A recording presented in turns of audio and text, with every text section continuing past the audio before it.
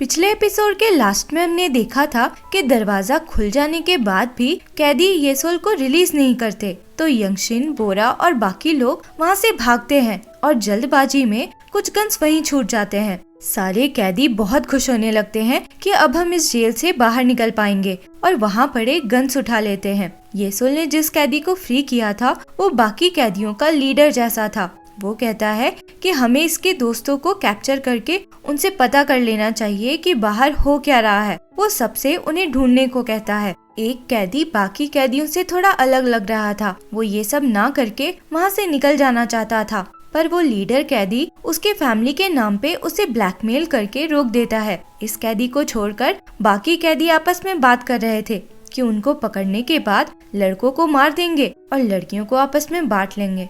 येसोल डरी हुई सबकी बातें सुन रही थी। सारे कैदी फिर अलग अलग होकर सबको ढूंढने लग जाते हैं।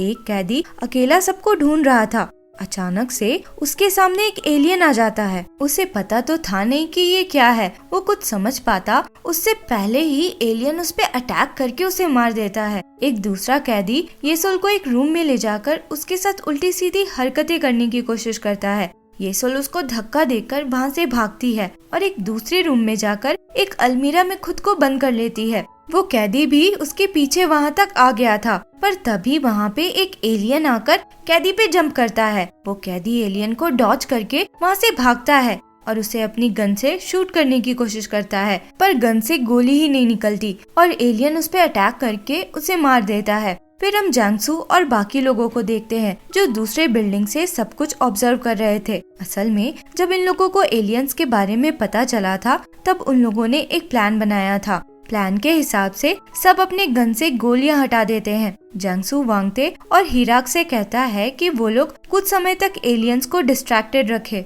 ताकि वो लोग येसोल को बचा पाएं। यंगशिन जब बाकी लोगों के साथ येसोल को बचाने पहुंचा था तो उसने इशारे से उसे बता दिया था कि 4 एलियंस इस तरफ आ रहे हैं। तो अब येसोल बहुत धीरे धीरे बिना आवाज किए सब तक पहुंचने की कोशिश कर रही थी। फिर हम दूसरे 2 बचे हुए कैदी को देखते हैं। एलियन वहाँ पे पहुंचकर उनमें से एक पे अटैक कर देता है। दूसरा कुछ कर नहीं पाता क्योंकि गन में गोलियां ही नहीं थी। बोरा और बाकी लोग अब अपने गन्स में गोलियां डालकर येसोल को ढूंढने लगते हैं। बचा हुआ कैदी भाग के जाके उस लीडर कैदी को एलियन के बारे में बताता है और साथ में भागने को कहता है, पर उसको यकीन नहीं होता तो वो अकेला ही जाने लगता है। लीडर कैदी के पास अपना पिस्टल था जो उसने जेल में छुपाया हुआ था। वो दूसरे कैदी को रोकने के लिए उसे फायर करता है। आवाज से एलियंस वहाँ पे आकर उन पे अटैक कर देते हैं। वो शूट करता है तो एलियंस पे कुछ असर ही नहीं होता। लीडर कैदी दूसरे कैदी को अकेला एलियंस के पास छोड़कर भाग जाता है। इधर बोरा फाइनली येसोल को ढूंढ लेती है। दोनों भागते हैं और बाकी लोग एलियंस को शूट करने लगते हैं। भागते हुए उनके सामने लीडर कैदी आ जाता है। वो येसोल को मारने की कोशिश करता है पर बोरा उसे रोक देती है। तभी दूसरा कैदी वहाँ आ जाता है और वहाँ पड़े एक गन से वो लीडर कैदी को ही मार देता है और फिर गन फेंक कर वहाँ से जाने लगता है। दूसरी तरफ हम हॉस्पिटल का सीन देखते हैं जहाँ सब लोग सोचुल के बॉडी के पास खड़े थे। उनको समझ नहीं आ रहा था कि सोचुल आखिर गिरा कैसे और वहाँ पे तो कोई एलियंस नहीं है तो गन चलने की आवाज क्यों आई थी। तभी सुनिए को सोचुल के पॉकेट में से कुछ पेपर्स मिलते हैं जो उनके वोटिंग वाले दिन के थे, जिसमें सेओल लौटने के अगेंस्ट वोट किया हुआ था। सुनिए ये कहने लगती है कि इसका मतलब सोचुल ने वोटिंग रिजल्ट के साथ कुछ गड़बड़ किया है। चियुल को याद आता है कि उसने कुछ समय पहले सोचुल को किसी से बहस करते सुना था, पर अभी वो किसी को कुछ नहीं कहता। सीन शिफ्ट होता है और हम बेस का देखते हैं। दूसरे स्कूल के स्टूडेंट्स वहाँ से सॉल जाने के लिए निकल गए थे। दुगजुंग और बाकी दोनों को अब तक विश्वास नहीं हो पा रहा था कि किसी ने जानबूझकर रेडियो खराब किया है। दुगजुंग कहता है कि अभी ये बात वो लोग किसी को ना बताएं वरना सबके बीच में टेंशन हो जाएगा। ये लोग बात ही कर रहे थे कि रेडिंग टीम वाले वापस आ जाते हैं। येसोल बोरा को सॉरी बोलती है और कहती है कि जब उसने वो पिक्चर देखा तो उसे अपनी ग्रैनी की याद आ गई और वो खुद को रोक नहीं पाई। तब तक सर्च टीम वाले लोग भी आ जाते हैं और वो लोग अपने साथ सोचुल की बॉडी भी लेकर आए थे। सब लोग बहुत रोने लग जाते हैं और फिर सब लोग सोचुल की बॉडी को बरी करते हैं। फिर अंदर आकर चियुल योजंग को वो वोटिंग वाले पेपर्स दिखाता है जो सोचुल के पास थे और पूछता है कि उसे इस बारे में कुछ पता है क्या। सुनिए सबसे कहती है कि सोचुल उनके वोटिंग रिजल्ट्स को टैम्पर करता था ताकि वो लोग यहीं रुक पाए। कुछ लोग मानते हैं, कुछ लोग नहीं मानते और सब आपस में बहस करने लगते हैं। चियोल सबको बताता है कि उसने सोचुल को किसी से झगड़ा करते सुना था। हो सकता है उसका मरना कोई एक्सीडेंट ना हो। अब तो सब पैनिक करने लगते हैं, ये सोचकर कि कहीं उनमें से किसी ने तो सोचुल को नहीं मारा। सब लोग एक दूसरे पे शक करने लगते हैं और लड़ने लग जाते हैं।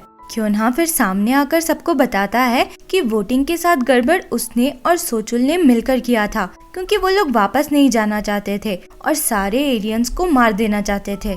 यंगशिन कहता है, तुम लोग अकेले तो ये कर नहीं पाते, तो कौन तुम्हारी हेल्प कर रहा था? हीरा क्योन्हा को मारने लगता है तो अभी योजंग और जंगसू सामने आते हैं और कहते हैं कि वो दोनों भी इन्वॉल्व थे। सब लोग पहले तो एकदम हैरान रह जाते हैं और उनको बहुत बिट्रेड फील हो रहा था। सब पूछने लगते हैं कि ऐसा क्यों किया। अब दुकजुंग सामने आता है और कहता है शायद सीसैट कैंसिल हो गया इसलिए। सीसैट कैंसिलेशन की बात सुनकर सब शॉक्ड हो जाते हैं। यंगसू तो बहुत ज्यादा, वो तो एक्सेप्ट ही नहीं कर पा रहा था कि सीसैट कैंसिल हो सकता है। वो सीसैट को अपनी लाइफ से भी ज्यादा इम्पोर्टेंट मानता था। हाना और जुन्ही फिर सबको बताते हैं कि उनके रेडियो को इंटेंशनली खराब किया गया था। सब लोग योजंग से एक्सप्लेनेशन मांगने लगते हैं। क्योन्हा सबको बताता है कि वो और सोचुल गार्डिंग कर रहे थे जब सीसैट कैंसिलेशन की न्यूज आई थी। दोनों ऐसा सोचते थे कि वापस जाकर भी तो कुछ कर नहीं पाएंगे, तो अच्छा यही होगा कि रुककर ज्यादा से ज्यादा एलियंस को मार सके। और इसलिए सोचुल ने रेडियो के पार्ट्स निकाल लिए थे ताकि और किसी को भी इस बारे में कुछ पता न चल सके।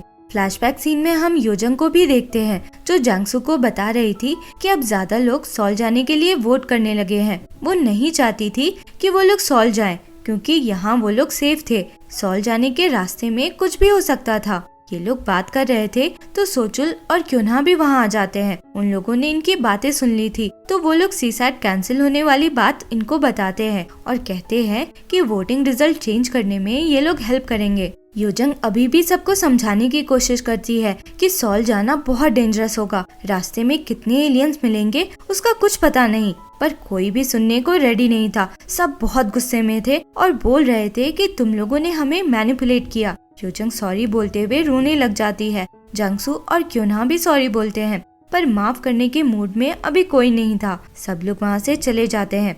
यंगसू तो वहीं बैठा रह गया था, उसे ये सब से फर्क नहीं पड़ा। वो तो सीसैट कैंसिल होने के शौक में ही था।